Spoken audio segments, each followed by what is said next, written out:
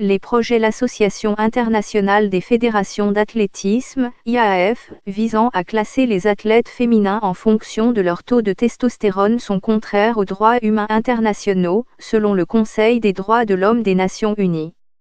La championne olympique du 800 mètres, Semenya, 28 ans, fait face à l'organisation dans sa volonté de faire chuter les niveaux de testostérone chez les femmes avant toute compétition.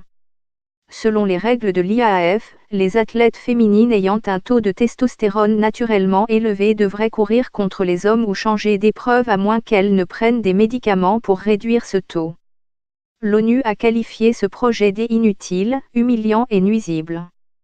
L'IAAF a déclaré que la motion remise à l'ONU contenait des déclarations inexactes.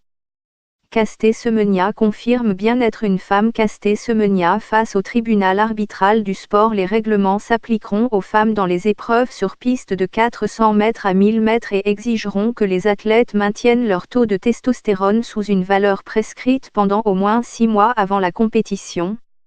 La volonté de l'IAAF de modifier son règlement a été discutée lors de la 40e session du Conseil des droits de l'homme de l'ONU en mars, au cours de laquelle les délégués ont demandé qu'un rapport détaillé soit préparé pour une prochaine réunion. Athlétisme, Semenya en colère contre une nouvelle loi. Dans l'intervalle, l'organisme a fait part de ses préoccupations concernant les propositions de l'IAAF.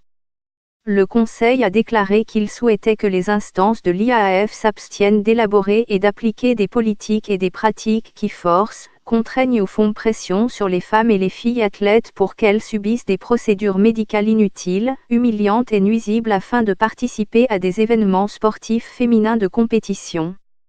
Dans un article paru dans le British Medical Journal, des experts ont récemment affirmé que les règlements de l'IAAF risquaient de créer un précédent non scientifique pour des cas purement génétiques. S'exprimant en juin, la double championne olympique et triple championne du monde Semenya a qualifié la règle d'injuste, ajoutant « Je veux juste courir naturellement, comme je suis née ».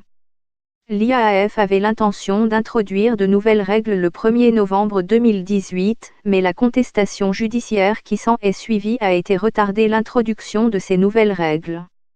Le tribunal arbitral du sport, TA, doit trancher et sa décision devait être rendue le 26 mars, mais TA l'a reportée au mois prochain. Une victoire pour Semenya la rendrait libre de continuer à concourir comme elle l'a toujours fait, mais une défaite signifie que l'athlète sud-africaine pourrait soit rivaliser avec les hommes ou devoir prendre des médicaments pour faire baisser son niveau hormonal.